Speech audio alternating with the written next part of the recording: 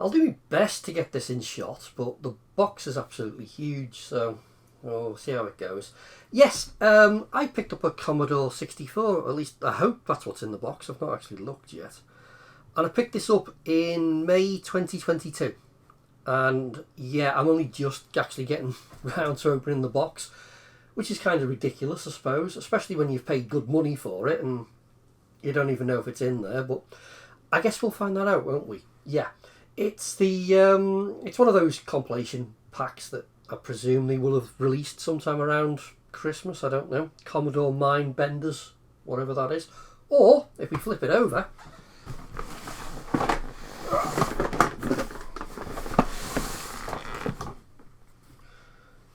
Commodore Night Moves. I think people have had the police called on them for things like that. But yeah, there should be a Commodore 64 in here. So I thought we'd do a little unboxing together and we'll have a look at it together because, first of all, I don't know exactly what's in the box.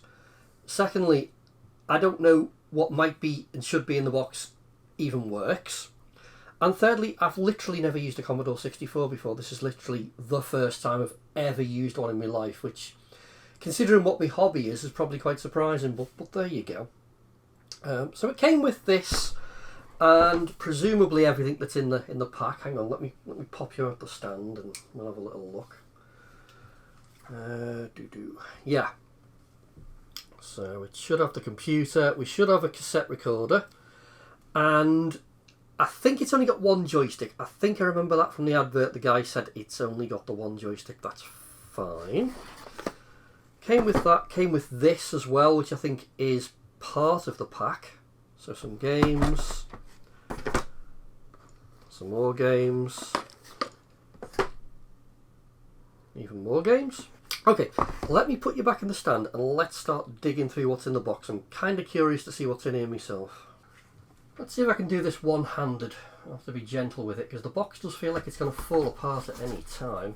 So apologise for the shakiness of the camera. But, oh, we've got games. Okay. We do have games. I'll tell you what, let's just get those out. And we'll go through them separately. Some with cases, some without.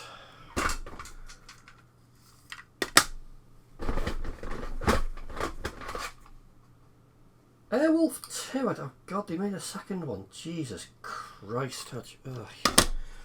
Okay. Anyway, games.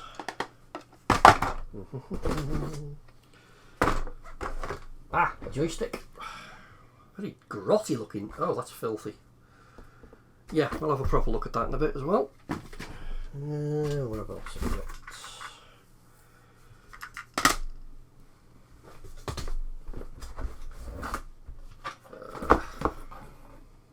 Not shorter games, right.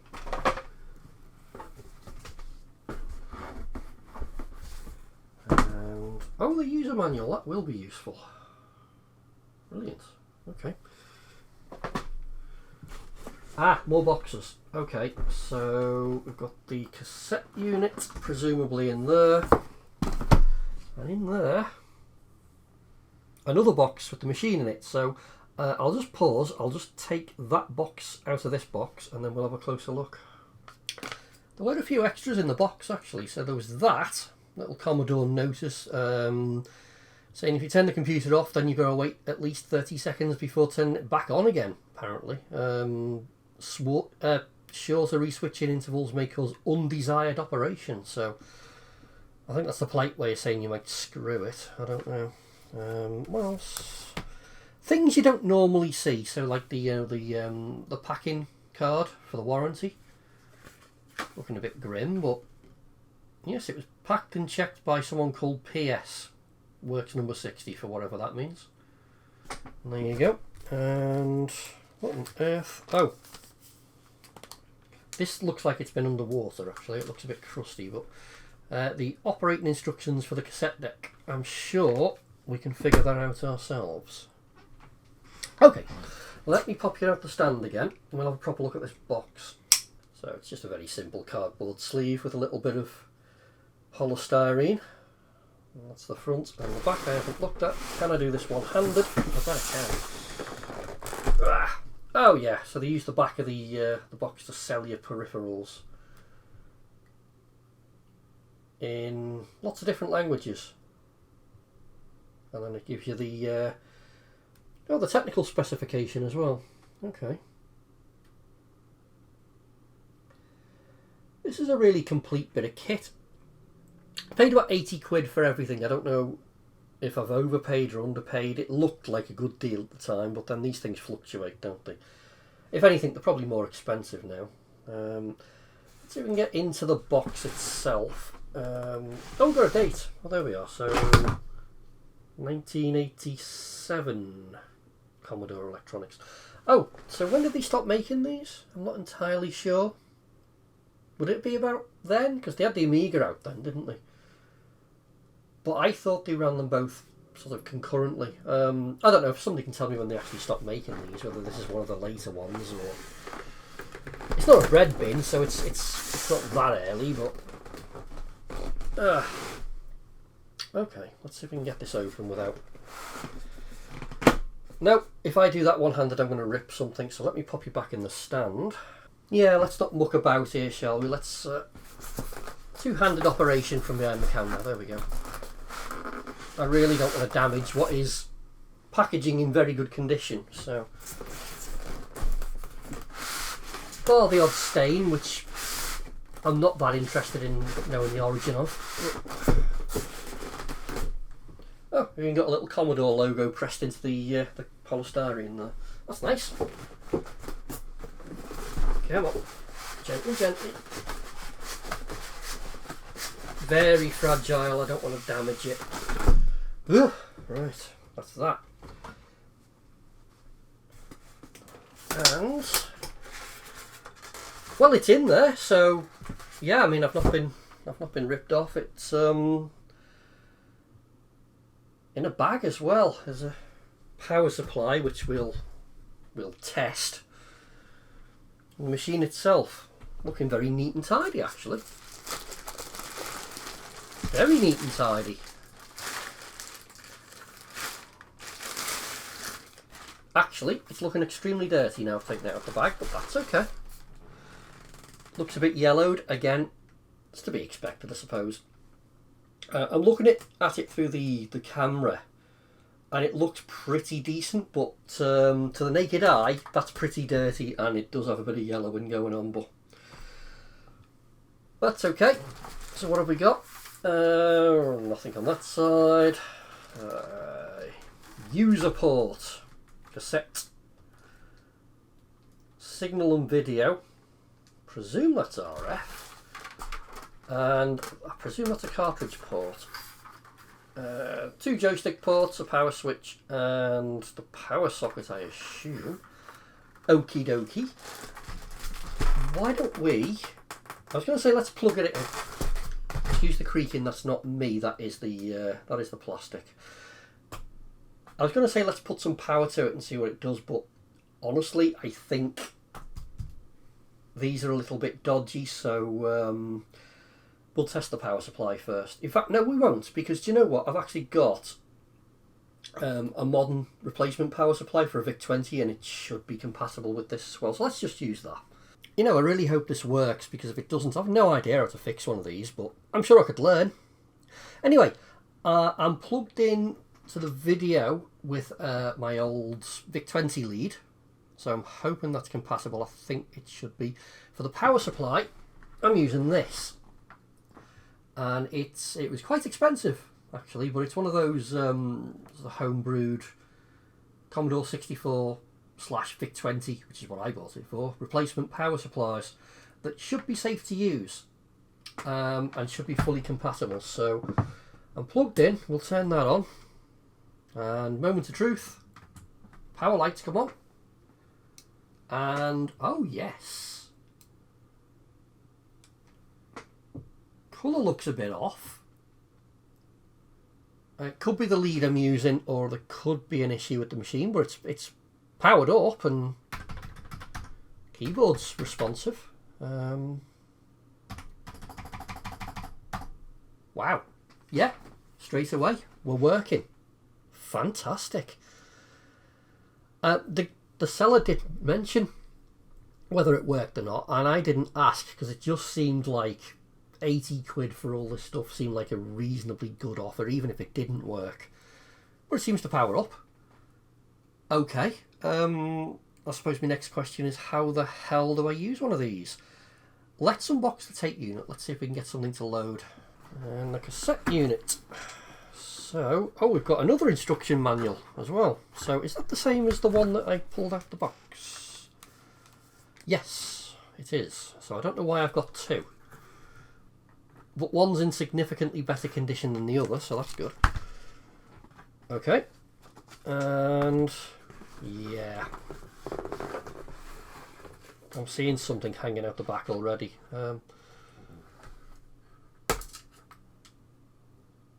What do you reckon that's for? Is that normal? Earthing strap? You know, I could read the manual and find out, couldn't I? But that's all. There's no polystyrene in there. It's just the cassette deck. What do you reckon the odds are that the belt's still good on that? I'm giving it a 50-50 chance. Right, I couldn't find any information in the manual on that weird earth strap, so I'm assuming it's not meant to be there. So I've just plugged the thing in and just kind of hoping for the best, but it does seem to work. Well, in that you press a button and the motor's turning. So that's good. Fast forward and rewind are working. Yeah, that seems to do something. So you don't really know till you try to load a game, I suppose, because it might not be able to pull a cassette reel round. The belt might be shot. I don't know, but that's a good start. Yeah, with that earth strap, I've gone onto Twitter to ask the question, see if anyone comes back to me. Oh God, not that it's Twitter anymore, is it? No, it's X now, isn't it? Of course. Apparently, the owner felt he wasn't losing quite enough money on his purchase, so he needs to ramp that up a little bit. But yeah, whatever. Anyway, let's load a game. I have no idea how to do that, so I'm going to be one of those people who has to read the inlay card first. What have I found? Oh yeah, there we are. Finders Keepers, and it says fast loader on it, so that'll be good. We'll give that a go. Has it been rewound, the tape? No, it hasn't. Of course it hasn't. Let's do that now. And let's see if I can figure out how to do this. Oh my God, I need my glasses. Just bear with me. In fact, I need more than glasses. I need one of my eye loops for that. Jesus. Tiny writing. Okay. Right, there are absolutely no instructions whatsoever telling me how to do that. So I've looked at another case and it said press the shift and run stop. And oh yeah, it's doing something. So there we go. Press play on tape. Okay. And we've got a blank screen. I don't know if that's good or not. Let's just see what it does. If indeed it does anything. I'm optimistic actually. The tape's going round okay, so I'll tell you what, I'll bring you back when this decides to actually do something. Ah, there we go. Found Finders Keepers, and then the tape deck stopped and it started again. I'm going to assume that's normal behaviour. Ew, very psychedelic.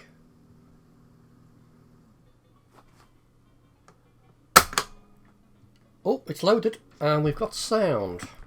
Let me just crank that up. Well, that's good. Okay. I suppose change the keyboard. What are my instructions?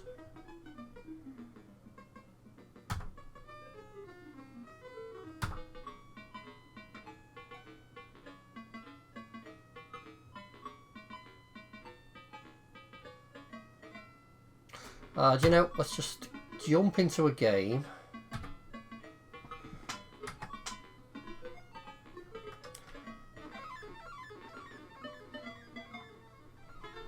Well, it all seems to work.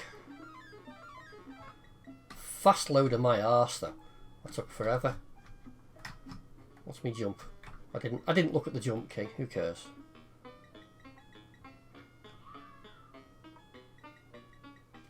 Okay, well I've no idea what the keys are, but I mean, it seems to work, so that's something, I suppose. So, like I've said, I've got absolutely no intention of using this power supply because I've got a much safer one, but I'm just kind of curious, you know, to know if it's actually still okay or if it's giving out dangerous voltages, as these are known to do. I don't know.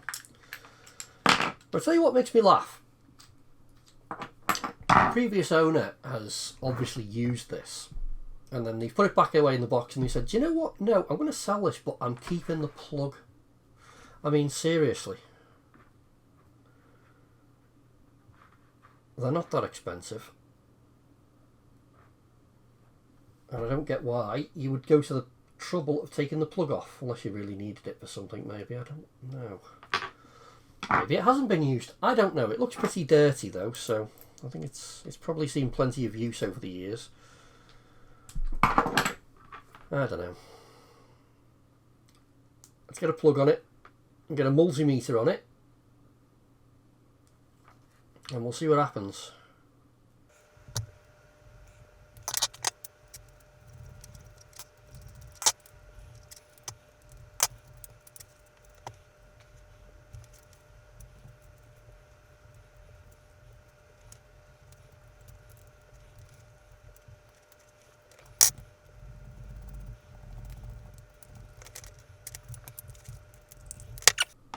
So just in case you think I've gone mad, the reason I've stuck a load of heat shrink tubing in the plug is because I don't want to short anything out while I'm testing, so I'm just isolating the pins as best I can.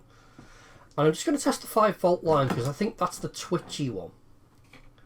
That's the one that tends to kill computers. So let me just zoom in. Let's see if I can do this without shorting anything out. Should be a bit easier. I'm getting nothing. Am I looking at the right pins? Probably not. Alright, let's try that again, but this time let's use the correct pins, shall we? Might have more luck, instead of connecting to two bloody grounds.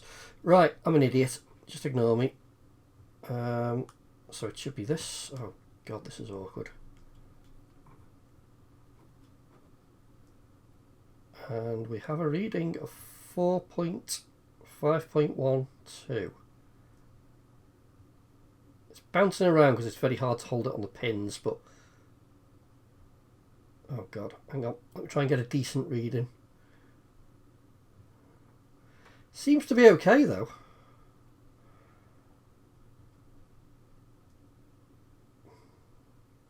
Well, there we go, 5.14.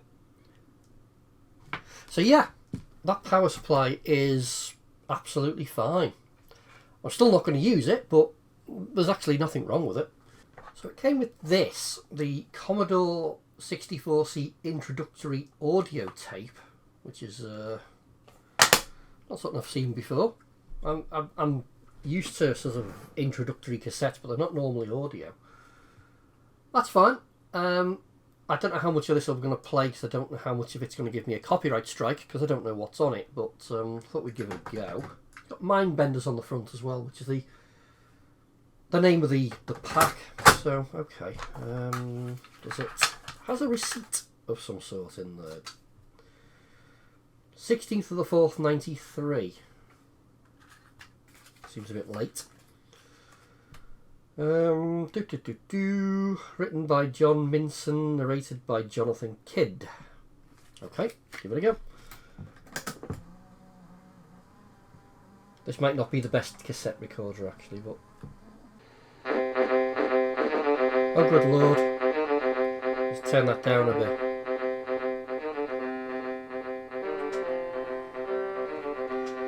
I'll probably edit this out because I don't want to get a copyright strike. Congratulations! You are now the owner of the world's most popular home computer, the Commodore 64. Ooh. Pretty soon, your micro will be going... and... not to mention... But at the moment, it's going...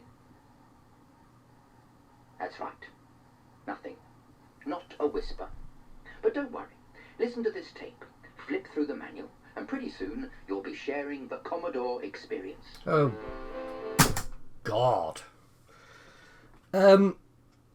if by any miracle anyone wants to listen to that whole thing, let me know, and I'll put a video up with it. I'll probably have to remove the music, but well, let me know. I don't know if I want to sit through it though. Yeah. So there you go. There's my first look ever at a Commodore 64. I'm going to carry on playing around with it for a little bit and see if I can get the feel for it and play a few more games, but I'm really impressed that everything just works. I've not had a single issue. The first game I tried loaded perfectly, the tape deck's working. It's just, everything's just a bit grotty and a bit dirty, so it just needs a bit of a clean up. Yeah, but what a nice little machine. And what do you think? I mean, 80 quid, did I overpay for what I've got? Have I got a bargain? Is that the going rate? Because these prices are just going the wrong way at the moment. They really are. I don't know. I intend to get my money's worth out of it though, and game a lot on it. So what to do? I like to strip it and clean it, I think. I don't really know much about these machines, so I don't know. Do I need to do some preventative maintenance? Is it like the Spectrum? If you don't change the capacitors, you're heading towards failure. Or are they a lot more robust on these? I don't know. I suppose I could open it up and have a look.